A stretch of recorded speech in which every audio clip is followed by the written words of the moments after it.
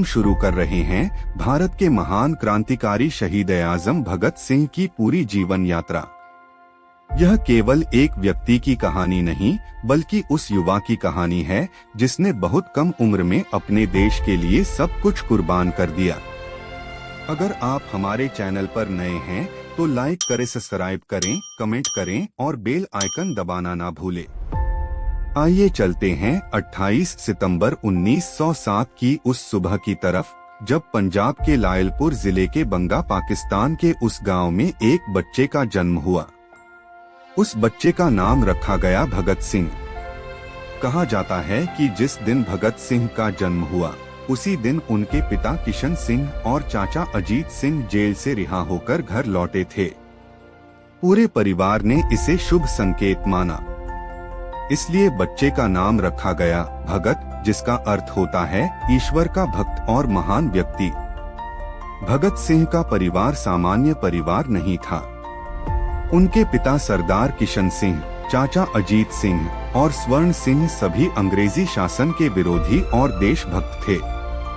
घर में हर समय भारत की आजादी की बातें होती थीं। अंग्रेजों के अत्याचारों की चर्चा होती थी और देश को स्वतंत्र कराने की योजनाएं बनाई जाती थीं। ऐसे माहौल में पले बढ़े भगत सिंह के मन में बचपन से ही देशभक्ति के बीज पड़ गए। उनकी माता विद्यावती कौर अत्यंत स्नेही और धार्मिक स्वभाव की थीं। वे अपने बेटे को वीरों और गुरुओं की कहानियां सुनाती थीं। गुरु गोविंद सिंह, गुरु तेग बहादुर और महाराणा प्रताप जैसे महान योद्धाओं की कहानियां। इन कहानियों ने छोटे भगत के मन में साहस, त्याग और देश प्रेम की भावना पैदा कर दी।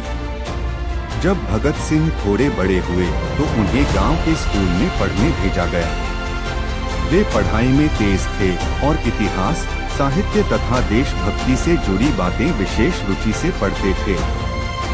बचपन में वे अन्य बच्चों की तरह खेलते भी थे, लेकिन उनके खेल अलग होते थे। कोई राजा बनता, कोई सैनिक, और भगत सिंह हमेशा कहते, हम अंग्रेजों से लड़ेंगे और भारत को आजाद कराएंगे। एक दिन उनके पिता खेत में काम कर रहे थे। छोटे भगत भी उनके साथ गए। उन्होंने देखा कि किसान मिट्टी में बीज बो रहा है। भगत सिंह ने मासूमियत से पूछा, पिताजी, अगर जमीन में बंदूक बो दें तो क्या बंदूक उग जाएगी? पिता मुस्कुराए और पूछा, तुम बंदूक क्यों उगाना चाहते हो?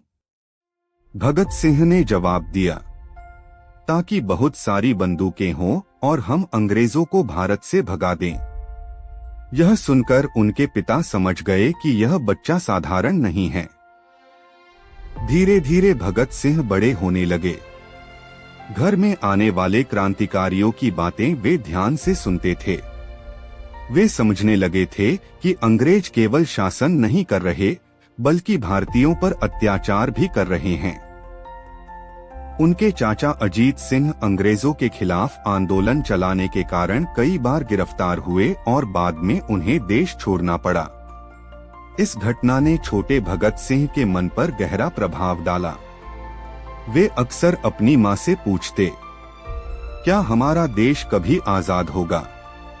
मां कहती, जरूर होगा बेटा, लेकिन उसके लिए बहुत बलिदान देने पड़ेंगे। यह बात भगत सिंह के दिल में हमेशा के लिए बस गई। सन 1914 में जब प्रथम विश्व युद्ध शुरू हुआ तब भारत पर अंग्रेजों का शासन था। लाखों भारतीय सैनिकों को अंग्रेजों ने अपने युद्ध के लिए भेजा, लेकिन बदले में भारत को स्वतंत्रता नहीं मिली। इससे पूरे देश में असंतोष बढ़ने लगा। इसी दौरान पंजाब में अंग्रेजों की सख्ती और बढ़ गई।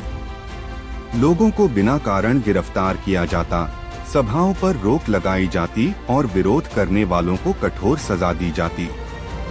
छोटे भगत सिंह यह सब देख रहे थे। उनके मन में अंग्रेजों के प्रति गुस्सा बढ़ता जा रहा था। फिर आया 13 अप्रैल 1919, भारतीय इतिहास का एक काला दिन। बैसाखी के अवसर पर हजारों लोग अमृतसर के जलियांवाला बाग में एकत्र हुए थे। वे शांतिपूर्वक सभा कर रहे थे। तभी ब्रिटिश अधिकारी जनरल रेजिनाल्ड डायर अपने सैनिकों के साथ वहां पहुंचा और बिना किसी चेतावनी के निहत्थे लोगों पर गोलियां चलाने का आदेश दे दिया। कुछ ही मिनटों में सैकड़ों लोग मारे गए और हजारों घायल हुए। पूरा बाग खून से भर गया। उस समय भगत सिंह लगभग 11-12 वर्ष के थे। जब उन्हें इस घटना का पता चला तो वे गहरे सदमे में आ गए। अगले ही दिन वे स्कूल जाने के बजाय चुपचाप जलियांवाला बाग पहुंच गए। वहां उन्होंने खून से सनी मिट्टी अपनी एक छोटी शीशी में भर ली और उसे घर ले आए।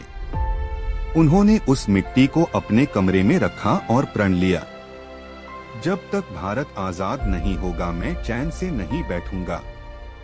यही वह क्षण था जिसने एक मासूम बच्चे को एक दृढ़ निश्चयी देशभक्त में बदल दिया।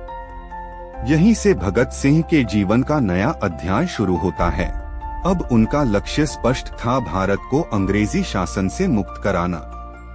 अगले भाग में हम जानेंगे कि जलियांवाला बाग की घटना के बाद भगत सिंह की सोच कैसे बदली, उन्होंने कौन सी शिक्षा प्राप्त की, महात्मा गांधी के असहयोग आंदोलन का उन पर क्या प्रभाव पड़ा और कैसे उन्होंने क्रांतिकारी बनने की दिशा में पहला बड़ा कदम उठाया।